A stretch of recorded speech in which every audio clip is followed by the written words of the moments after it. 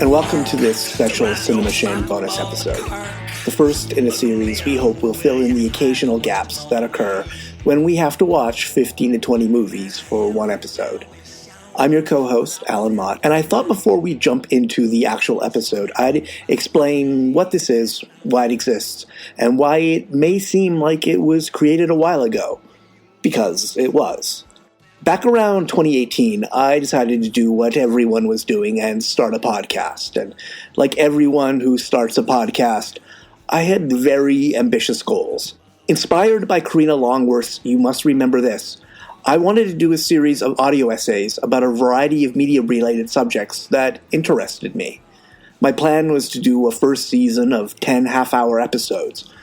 I was unemployed at the time, so I took it slow and created 2 episodes based on essays I had written for my personal website, vanityfair.com. It was with the 3rd episode that things got sticky. That was the first one I wrote from scratch, and I realized that to create a half-hour audio essay, I would need to write a 5,000-word actual essay.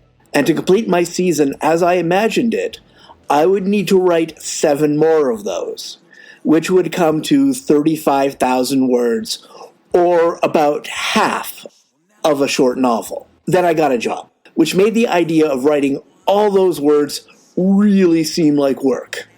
So I decided to not do the podcast, and assumed I lost the 3 initial episodes when the computer they were on crashed.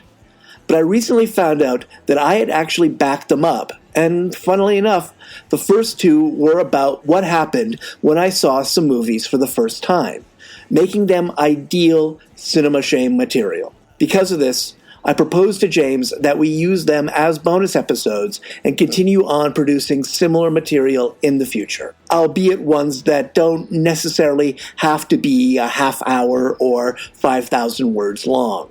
This first one combines a piece I wrote for the podcast with another I wrote for Vanity Fair around 2010 or so. In it, I discuss why I believe the IMDB is one of the saddest websites on the internet. After I recorded it, someone left a comment on the original Vanity Fair post, and I'm 95% certain it was one of the 2 men the second half of the episode discusses.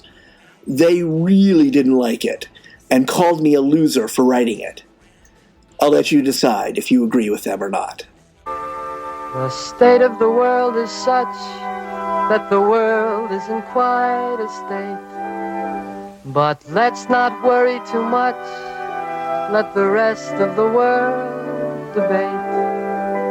Right now, the thing to discuss is the wonderful status of us. If someone were to accuse me of being a compulsive movie hoarder, I couldn't deny it. Right now, as I record these words on my computer, there's an 8 terabyte hard drive less than a foot away from me. It's half full with 2,186 films, many of which I've recorded off of Turner Classic Movies over the past 6 years or so. A lot of them are films I know I'll probably never watch, but I keep them out of fear that one day I might want to. But the benefit of this is that whenever I find myself with the open block in my very, very busy schedule, I know I'll always have something to fill it. A few days ago, I was in the mood for a musical and had Debbie Reynolds on my mind, so I chose 1953's Give a Girl a Break.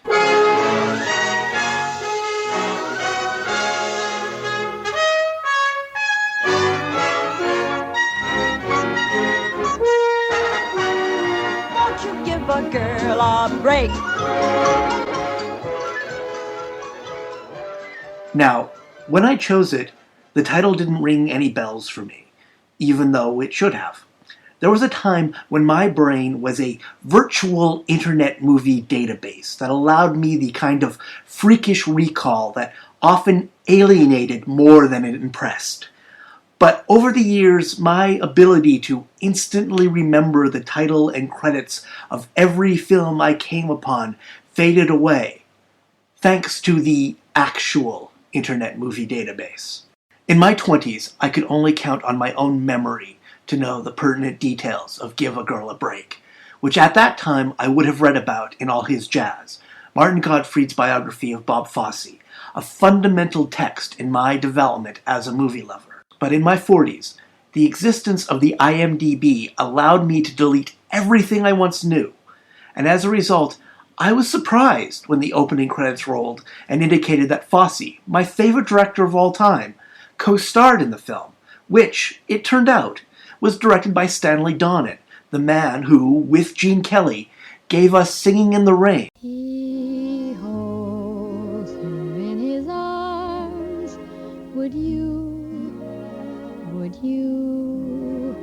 As pleasantly surprised by these revelations as I was, neither drove me to the IMDb for further research, which happens often when I watch movies alone.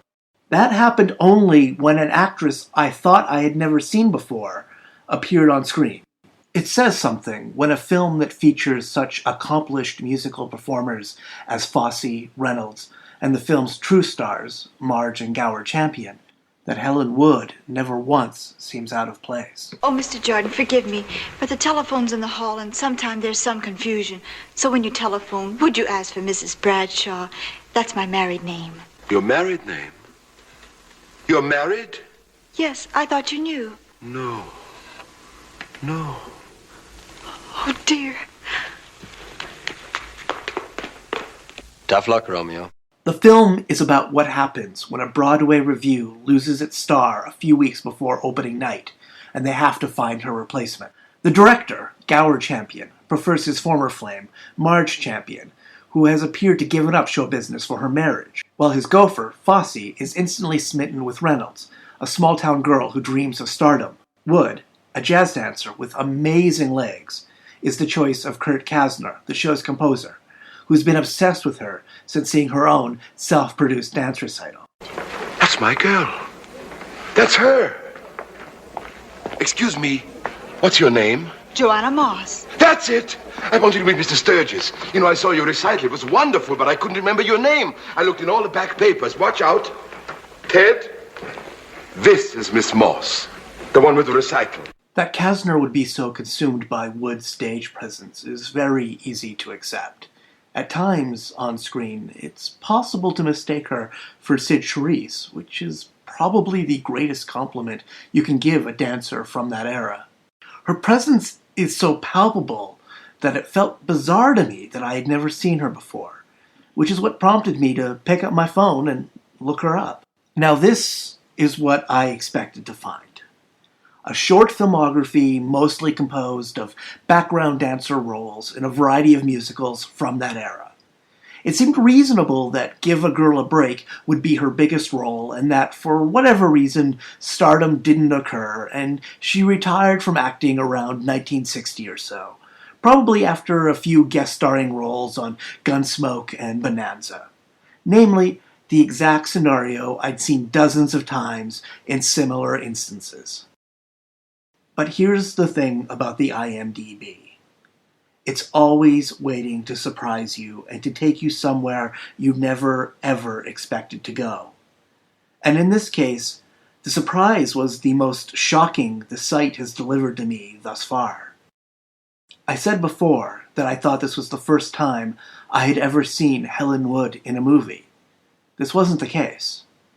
And like I said, as I had searched for her name, I had assumed that Give a Girl a Break would be the most famous film she ever appeared in. This was also not the case. Turns out, in the early 70s, Wood changed her screen name to Dolly Sharp. Now, for a lot of people, that name won't ring any bells. But in the early to mid-70s, many would have recognized it as the one belonging to the co-star of the film that, for reasons no one can really explain, sparked the era of porno chic.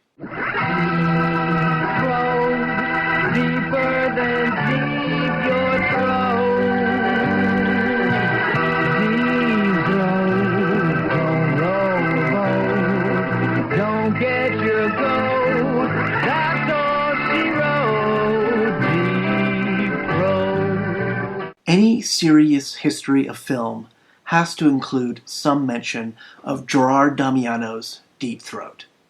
made for about $20,000 in 1972, it might very well be the most successful film of all time. We'll never know, because the people who became rich from it were not honest bookkeepers. Instead, they were the type of dudes who made Damiano sign away his share of the profits by pointing a gun at his head. As weird as it may sound, it's one of the most culturally significant films ever made. Released at the exact right moment, it captured the zeitgeist in a way no other pornographic film had before or has since. It became the film everyone at the time was talking about, which meant having to actually go to a porno theater to see it. There's a great blog podcast called The Rialto Report, which is dedicated to unearthing the stories of adult cinema's golden age. They're the ones responsible for making the connection between Helen Wood and Dolly Sharp. Their reporting tells the story of a very beautiful and promising dancer who appeared in the original Broadway productions of Gentlemen Prefer Blondes and Pal Joey, before she was scooped up by 20th Century Fox for a 7-year movie contract. The first thing Fox did was lend her out to MGM for Give a Girl a Break, and it should have been her big break, but the production was troubled, and the film lost money. After that, Fox simply forgot about her.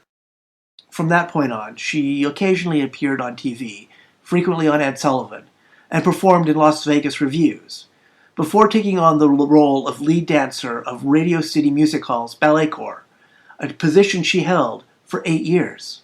During this time, she had a small role as a burlesque dancer in William Friedkin's 1968 movie The Night They Raided Minsky's.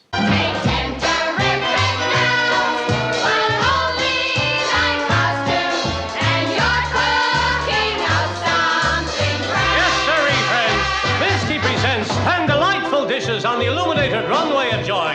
Meet Billy Rose Carson, the girl with the $1 million smile. It was her second and last mainstream film before the physical stresses of dance ended her stage career. Divorced with a young son, she found herself at the age of 35 answering an ad for low-budget and independent films. Nudity required. Helen, there's got to be more to life than just screwing around. Boy, you sound like you're ready to settle down. You know, the house, the kids, all that. Not for me, love. I've been through that thing. At that point, porn was still shot as short films called loops. Helen changed her name to Dolly after her favorite singer, disguised herself with cheap wigs, and earned $100 a day to appear in them. Within a few years, the loops grew to become longer features, which led Helen to appearing in Deep Throat, which no one at any time during its production reasonably assumed would ever amount to anything. Of course, they were all wrong, and Dolly, who had only appeared in the films because she assumed no one she knew would ever see them, was suddenly in the most famous porno movie ever made. At the time, she had vague plans of transitioning into teaching music and dance to children, but now she knew that would never be possible. So she fled to Virginia and spent the last 24 years of her life working as a waitress before she died of colon cancer at the age of 63 in 1998. Now, here's the thing about the IMDB, the special quality that makes it so uniquely fascinating. I didn't need to find the Rialto Report's post about Helen Wood to know what had happened to her. I knew in the instant I saw those 2 credits on her page. Everything else was just details. But the heart of the story was told once I knew her career had taken her from a co-starring role in a classic Stanley Donen musical to a co-starring role in the most famous movie ever made about blowjobs. Some days nothing seems to go right. Now, I've only told you this story as a prelude to this piece I wrote for my website about a decade ago. It was ostensibly for a series of slasher movie reviews I was writing at the time. The movie in question was so terrible and unworthy of comment that I instead spent the whole review furthering the theory I just suggested above, that the IMDB is, in its own way, one of the saddest websites in the whole history of the internet. And to prove this, we're not going to begin where you expect.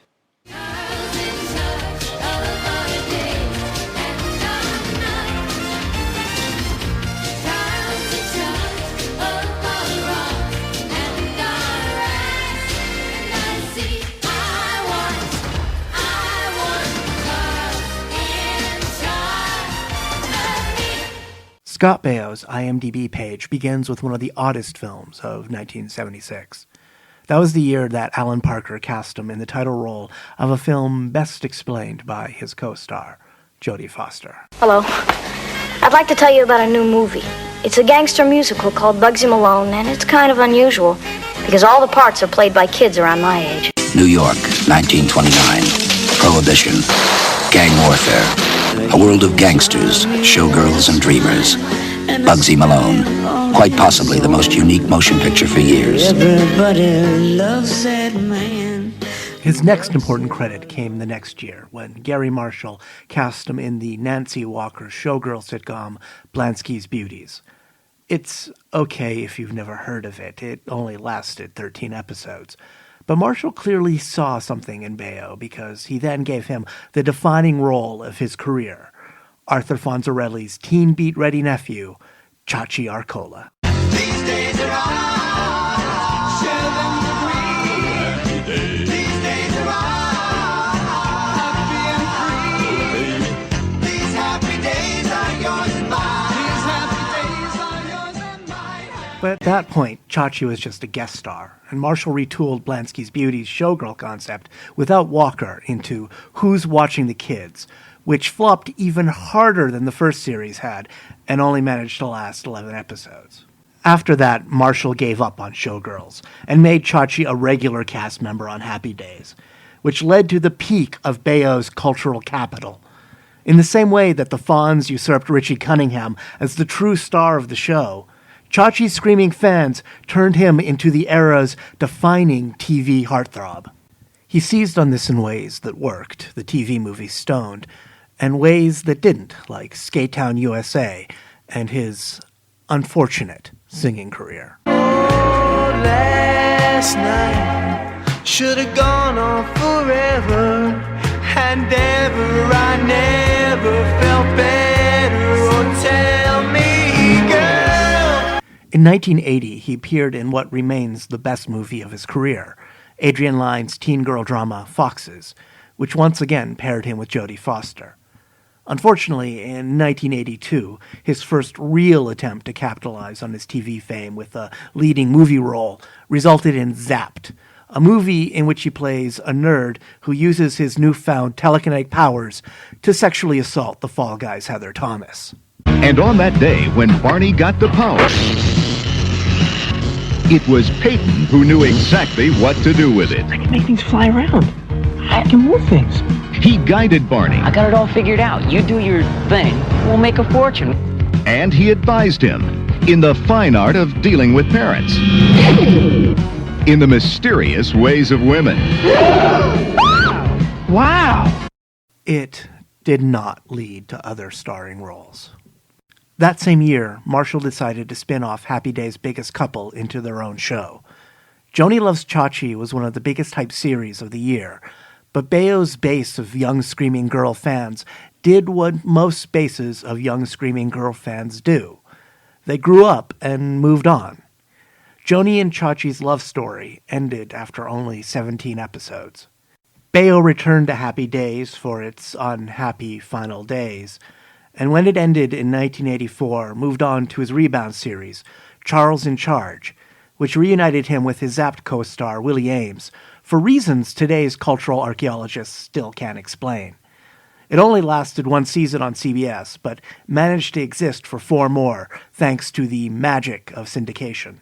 Wanting to prove he was more than a pretty face, Baio directed 36 episodes of Charles in Charge. He leveraged his experience to direct episodes of other series you probably don't remember, including Out of This World, Shaky Ground, and Nick Frenno, Licensed Teacher. After 2 seasons helping Dick Van Dyke catch killers on Diagnosis Murder, Baio's acting career floundered with only occasional guest spots and roles in independent movies no one saw. By 2005, he was reduced to being a human punchline, playing himself in Wes Craven's forgotten werewolf misfire Cursed, before he finally accepted the modern fate of all C-listers, a reality show based on his famous history as a ladies' man. In 2012, TV Land jumped on his nostalgia cred for a 2-season run of a family sitcom called See Dad Run, which is the last credit on his page as it currently stands. We won't go into how he stays in the headlines today because that part of the story isn't told on the IMDB. But the story we do see is one show business historians know by heart. It is a tale of massive early success, followed by mediocrity, burnout, ridicule, and embarrassment with only the tiniest slivers of redemption at the end. I was wondering if maybe tonight you just want to take in a movie, or just fits, or just stay in and nest. Actually, I was going to stay in my office tonight and work on my law blog. Of course, the blah blah blah law blog. Wow, you, sir, are a mouthful. But here's the important thing, and the reason why we're starting on his page before we move on to the others. For all of its inherent melancholy, this is the IMDb page of a Hollywood success story. By the standards of his business, Baio has had a pretty great career. During it, he achieved a level of popularity millions of people in Los Angeles would literally kill to experience for just a week or two. And as much as we may use it to mock, sneer, and roll our eyes at, we still know his name today, which in the world of the IMDb is a truly epic achievement. Eat your heart out, Gene Kelly. Now let's make a few clicks. Let's go to the Joni Loves Chachi page and check out its full cast list. If we scroll down, we'll find Stephen Baio, who appeared in 1 episode of the show. The short bio on his page tells us he's Scott's brother, and this is reflected in his handful of credits. 2 of his 5 acting gigs are from his brother's shows. 1 of his 3 writing credits is for an episode of Charles in Charge, and 2 of his 5 producing credits are for independent movies starring Scott. But we're going to focus on one of the credits that Scott had nothing to do with, and that Stephen can fairly claim as completely his own. Jerry, we're here! Jerry! Where the hell are you? Come out, wherever you are. Where the hell could he be? His car's out front. You know Jerry's sick humor. He's probably hiding. Go check the kitchen, Barney. What's that? What? What? Shh, just listen. What? I don't hear anything. Shh. Evil Laugh is a 1986 slasher movie that Stephen co-wrote and acts in. His collaborator was another struggling actor who had bit roles in Once Bitten and the Friday the 13th sequel that doesn't have Jason in it. I'm not naming him for creepy reasons you can Google. Together, the 2 of them wrote an Abbott and Costello-style comedy script called Two Guys from Brooklyn that they hoped would be their gateway to movie stardom. But in order to get the money they needed to make it, they decided to make a movie they knew would be much easier to sell first. Betty, it's a good thing you didn't throw up in my Mercedes. Don't worry about it, Sammy. Stephen's co-writer was always annoyed by how the characters in horror movies never seemed to know anything about horror movies, and as a result, always made the decisions guaranteed to get them killed. Because of this, Evil Laugh's one creative spark comes from the character of Barney, a horror fan who predicts the film's events a good 5 years before Ralph Konevsky's There's Nothing Out There and 8 years before Wes Craven's Scream. But beyond that, the movie is terrible in every conceivable way. Some forgiving genre fans might be tempted to celebrate it as entertaining camp, but don't listen to them. It's really just not a good movie.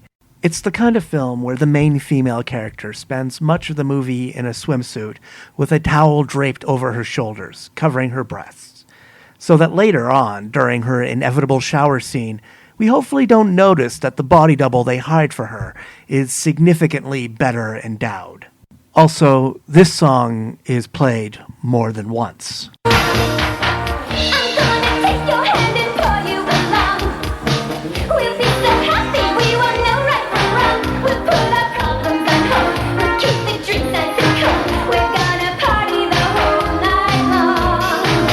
But none of that matters, because Evil Laugh not only got made, it also got released and found its way to home video. Something many films, including the ones Steven produced for his famous brother, cannot claim. And though no one ever made Two Guys from Brooklyn, Evil Laugh did well enough for the two of them to make a second horror movie, the equally terrible Hard Rock Nightmare. For that reason, this page also documents a Hollywood success story. No, you're dead. Today, Evil Laugh is more notable for its odd cast that not only features the late talk show host and game show producer Merv Griffin's son Tony, but also Jodie Gibson, who later took over as Hollywood's most popular madam after the downfall of Heidi Fleiss in the 90s. But we're not clicking over to their pages. Instead, let's check out the page for the film's leading lady. Martin, stop! Stop! In her bio, it says her birth name was Kimberly Ashlyn McCarney, but in Evil Laugh and the 4 other films she made between 1986 and 1988, she billed herself as Kim McCamey. McCarney looks like McCamey if you squint at it, so that may just be a typo. 4 of these 5 McCamey films are all Z-grade horror. Evil Laugh doesn't even manage to be the worst of the bunch. The 5th is the 3rd film in the Hookersploitation Angel franchise, and it's the most prestigious film she was in up to that point. So naturally, she has a really small part. As a beautiful wannabe actress in LA, Kim had 2 things going against her. In her mid-20s, she didn't look like the innocent young ingenues who got cast in 80s teen horror movies. She instead had a sexy, mature edge better suited for high-powered executives or southern social climbers. Even though they were the same age, she looked and sounded more like her co-star's unusually hot mom than their friend and peer. Also, she just wasn't a good actor. The older children were all found first in their beds. Each one had been tied down and stabbed from 4 to 12 times. Last, Martin saved all the children for last. One by one, he cut their little throats. Because of this, after Angel 3 in 1988, the parts stopped coming. And on many other IMDB pages, this is where we'd see her dream of stardom end. But Kim wasn't quite ready to give up just yet. Sometime between that film and her next, Kim decided she would never be forced to wear a towel around her shoulders ever again. You know, because growing up and being in college, they always tell you, you never have to take your clothes off to be an actress. Which, you know, I suppose some people can do it that way. With that in mind, she found a surgeon, changed her body, and appeared in 17 movies in 1990 alone. But now she was billed as Ashlyn Gear, and the films she appeared in were in the section of the video store that was kept in its own separate room. Titles included All That Sex, Total Reball, Bun for the Money, Clubhead, and Sweet Angel Ass. So was there any trepidation on your part? Was there any, like, fear or anxiety, or were you just, like, totally into it? I was right scared to death, and I had some wine. But the interesting thing was that the qualities that held her back in mainstream Hollywood were no longer an issue in porn. Her mature, sophisticated sex appeal made her stand out from the other adult actresses, and performances that once seemed mannered and forced were now considered award-worthy. Literally, she won awards for them. The winner will be... Ashley Gear from Masseuse 2! Very much. I'd like to thank everybody at ABN who voted for me. Best Director, Paul Thomas, Neil Wexler, the writer, and all of the cast and crew who made this possible. I really appreciate it. And Marshall Patton, my husband, and thank you, God. Thanks. And thanks to the friendship she developed with the writing-directing team of Glenn Morgan and James Wong, she also became the rare adult actress from the period who you could occasionally expect to see pop up in roles on TV shows like The X-Files, Millennium, and Space Above and Beyond, as well as movies like The One with Jet Li. But her biggest movies were 2 where no one even saw her face. Having started her career insisting on a body double for Evil Laugh, She went on to serve that role for Sharon Stone in Basic Instinct and Demi Moore in Indecent Proposal. She went by Kim McCamey in the credits for both of them. Unlike Helen Wood, who saw porn as a last resort she fled from once she risked being recognized, Kim embraced it as a path to the celebrity she was never going to find in mainstream Hollywood.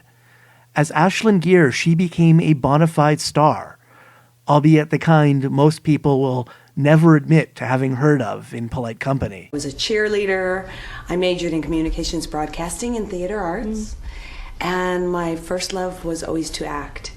So that was my big thing, and I came over here wanting to get into any kind of acting that I could, whether it be theater or soaps or whatever. And for that reason, her IMDb page is also one of a Hollywood success story. Which leaves us with this. If the pages of success stories on the IMDb leave us focusing on the inherent indignity of show business life, then what are the pages of actual failures like? And not just them. What about all those people who tried all their lives and never did anything worthy of the IMDb at all? He'll back it with a packet if they sign me for the part. So give a girl a break, or you're going to break my heart. This has been There Are Only So Many Breaks to Give for the Cinema Shame podcast. It was written, performed, and produced by Alan Mott. Thank you for listening.